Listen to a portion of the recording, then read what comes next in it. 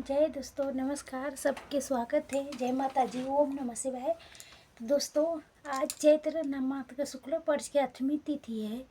आज नवरात्रि के महा 8वीं के दिन माँ दुर्गा के 8वें से स्वरूप माता गौरी के पूजा की जाती है। माता महागौरी के सभी देवी देवता के आराध्य देवी माना जाता है। इस दिन माता महागौरी की पूजा करने, कथा महिमा के सुनने से भक्तों के सभी मनोकामना कष्ट से मुक्ति मिलती है। माता गौरी भक्तों के सुख शांति आरोग्य प्रदान करती है। इस माता के समस्त वस्त्र आभूषण आदि सिद्ध है। इसके लिए इनका नाम सीतामढ़ी भी है। इनका वर गौर भी है। जो भक्त इसके पूजा उपासना पूर्ण भक्ति भाव से करता है, इस भक्तों के सभी पाप समाप्त हो जाती है। माता महागौरी की शक्ति अनमोल है। इसके साधना से सभी कर्रों धुल जाती है, पूर्व पाप भी नष्ट हो जाती है। माता महागौरी की पूजा करने से श्री गणेश जी की पूजा हो जाती है। माता महागौरी के साथ साथ श्री गणेश के भी कृपा भी प्राप्त होती है। उनके सभी रुके हुए कार्य पूर्ण होती है। विशेष करके स्त्रियां द्वारा माता महागौरी की पूजा करने से स्त्रियां सदा सुहागिन रहती है, संतान प्राप्ति होती है, संतान से जुड़ी हुई हर समस्या के निवृत्ति होती है। महागौरी अपना 8वें स्वरूप में पूर्ण मानी जाती है, इसलिए महा 8वीं के दिन बहुत विशेष माना जाता है। देवी महागौरी अपने भक्तों के सबके अच्छे मार्ग पर ले जाती है। की गई इनके पूजा आराधना से माँ प्रसन्न होकर सुंदरता, धन संपत्ति, सफलता के आशीर्वाद देती है। इनके कृपा से घर के भंडार सदा अन्न से भरी रहती है। आज मैं सुना रही हूँ महाअष्टमी के सुनी जाने वाली महागौरी के पुरानी कथा, पुरानी व्रत कथा, जिससे सभी के बहुत श्रद्धा प्रेम से प्रसन्न चिंत मन से पूरा अवश्य सुनिएगा। कथा के आधा अधूरा छोड़ने से माता रानी के निरादर होता है, पूरा सुनने से शुभ फल की प्राप्ति होती है। तो आइए माता रानी के ध्यान करते हुए कथा के पान करते हैं।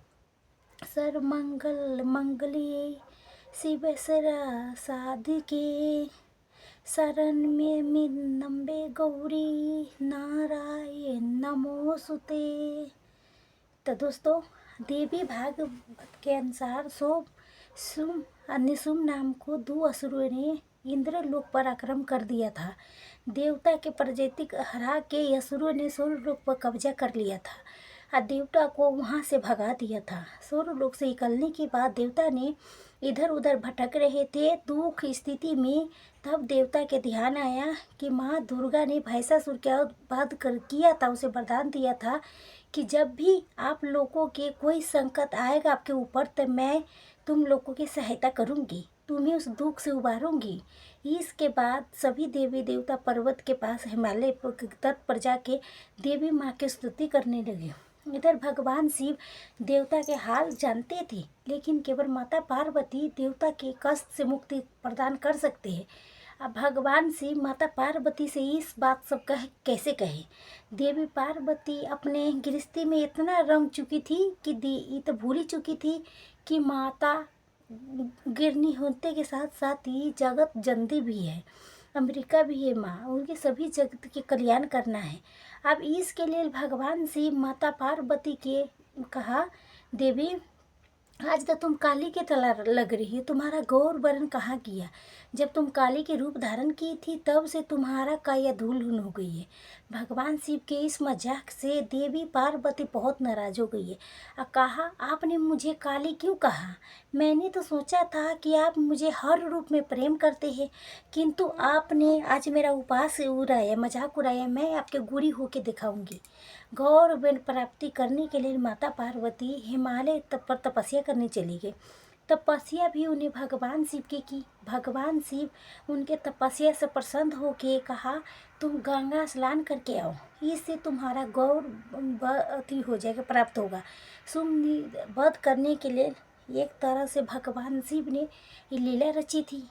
जब माता पार्वती गंगा स्नान कर रही थी, तभी सभी देवी देवता आदि शक्ति की आराधना कर रही थी। माता पार्वती ने देवता से पूछा, आप सभी ने किसकी स्तुति कर रहे हैं? आप पर क्या विपत पड़ा है? माता पार्वती के पूछने पर देवता ने कहा, लब के उसके बारे में बताया। असुर ने हरा दिया है, देवता के असुर पे कब्जा कर लिया है, सभी देवता भटक रहे तभी से। अब गंगा जी स्नान के दौरान माता पार्वती के गौर प्राप्त हुआ। उनके शरीर से एक श्याम वर्ण की देवी प्रकट हुई, जे कौशक देवी भी कहता है। उस कौशक देवी के प्रकट होने के बाद उन्हें माता पार्वती के प्रणाम किया और देवता को वो रक्षा करने के शासन दिया। जब माता पार्वती के अनुसार माता कौशक के हिमालय के क्षेत्र में चली गई।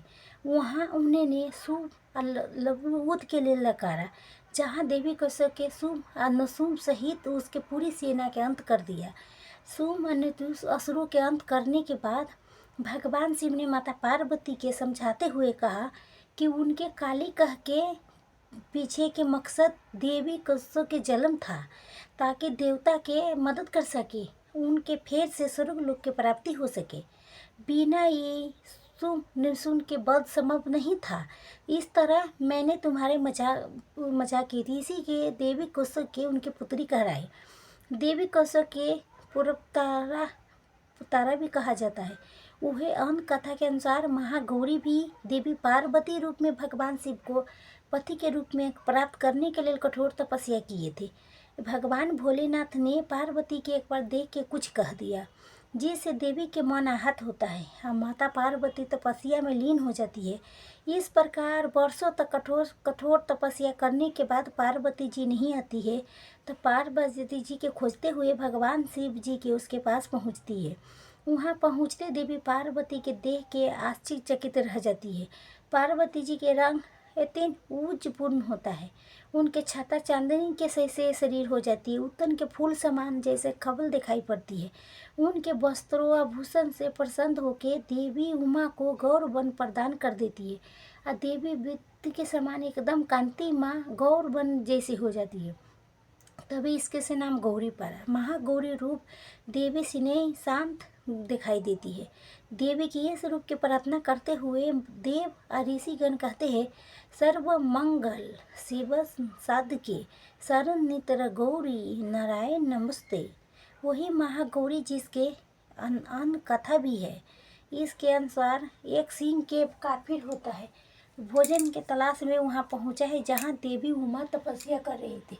देवी के देख के सिंह के भूख बढ़ गई, लेकिन देवी की तपस्या से उठने के इंतजार करने लगी, वहीं बैठ गया।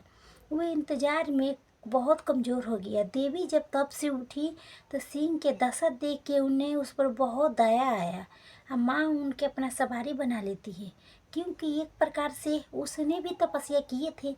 इसलिए देवी गौरी के वाहन बैल सिंह हैं। माँ दुर्गा के स्वरूप महागौरी के 4 भुजाएं हैं। दाहिनी भुजाएं मुद्रा में है, नीचे वाला त्रिशूल है, शुभका है। बाह्य भुजा में ड्रमुरु डम डम बज रही है और नीचे वाला भुजा में देवी गौरी भक्तों के प्रार्थना सुन के वरदान देती है। जो स्त्री देवी के पूजा भक्ति भाव सहित करती है, उसके सुहाग के रक्षा स्वयं करती है। कुमारी कन्या माँ की पूजा करती है तो उनके वो वर प्राप्ति होता है। पुरुष जो देवी गौरी की पूजा करती है, उनका जीवन सुख में रहता है। देवी उसके पापों के जला देता है, जो शुद्ध अंतर कर देती है। माँ अपने भक्तों के अच्छे अनंत तेज प्रताप करती है। इनका पूर्ण रूप गौर है, इसीलिए महागौरी कहलाती है। जय हो महागौरी, माता महागौरी की जय हो। 8वीं व्रत को ये कथा पूर्ण करती है।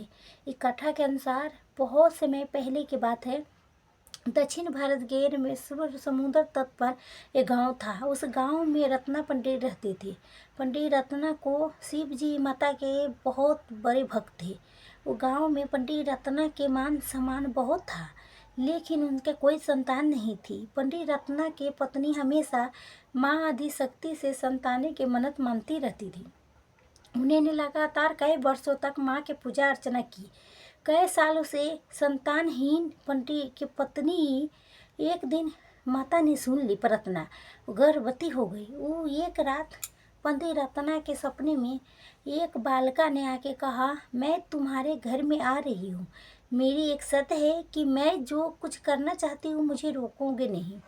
पंडित रत्ना की ये आभास तो हो गया था कि माँ आदिशक्ति सतरज दिखाने वाले दिन 3 रूप महासरस्वती, महालक्ष्मी या महादुर्गा ने आ रही है, ये कन्या के रूप लिया है।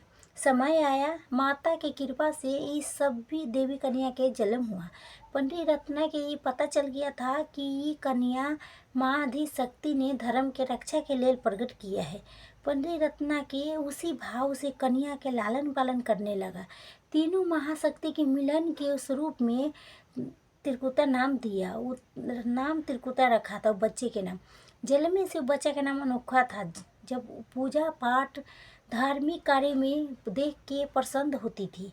त्रिकुला के ये पता चल गया था कि भगवान विष्णु ने भगवान श्री राम के रूप में धरती पर अवतार ले लिया है। त्रिकुटा ने इस संकल्प ले लिया कि भगवान श्री राम से विवाह करेंगे, अन्यथा न तब मैं जीवन भर कुमारी रहूंगी। कि त्रिकुटा ने अपने पिता से कहा कि रामेश्वर के तट पर रह के तपस्या करना चाहती हूँ। शर्त के मुसाफिर पंडित रत्ना ने उसके नहीं रोका। 10 वर्ष के उम्र से त्रिकुटा समुद्र तट पर एक कुटिया बना के रहने लगी। वो भगवान श्री राम जी के पति मान के उनके पालन की कठोर तपस्या करने लगी। इस तरह कठोर तपस्या करते करते त्रिकुटा के बहुत वर्ष बीत गए। सीता हरण के बाद भगवान श्री राम अपने भाई लक्ष्मण के साथ वानर सेना लेकर सीता की खोज करते हुए रामेश्वर पहुंचा। श्री राम को वहां ठहरना था। भगवान एक दिन विचरण कर रहे थे, तभी समुद्र तट पर एक तेजस्वी ध्यान मग्न कन्या को देख के बहुत चकित हो गया। उस कन्या के तप से स्थान अलौकिक रोशनी से प्रकाशित हो रहा था। भगवान श्री राम उस कन्या के तपोस्थल तक ले पहुँची। भगवान उस कन्या से पूछा, तुम कौन हो देवी? इतनी कम उम्र में इतना कठोर तप क्यों करते हो? ये ऐसी क्या अभिलाषा है जिसके ऐसा घोर तपस्या करने के विवश हो? वो कन्या ने भगवान के नव प्रणाम करके कहा, परिचय दिया। पंडित के पुत्री हूँ त्रिकुला के रूप में प्रतिज्ञा बताई। त्रिकुला जान गई थी कि उनके सामने साक्षात भगवान श्री राम जी खड़े हैं, इसीलिए उन्हें निवेदन किया कि आप मुझे पत्नी के रूप में स्वीकार कर लीजिए। इस पर भगवान राम ने कहा, मेरे भी ये संभव नहीं है, मैं एक ही पत्नी के शकल से बना हूँ। मैं अपने पत्नी के अपहरणकर्ता के दंड देने के लिए मैं यहाँ तक सेना सहित आया हूँ। त्रिकुला के ये सुन के बहुत दुख हो गया। त्रिकुला ने अपने कठोर तप के वास्ता दिया और भगवान से विवाह करने के लिए पूर्ण अर्चना की।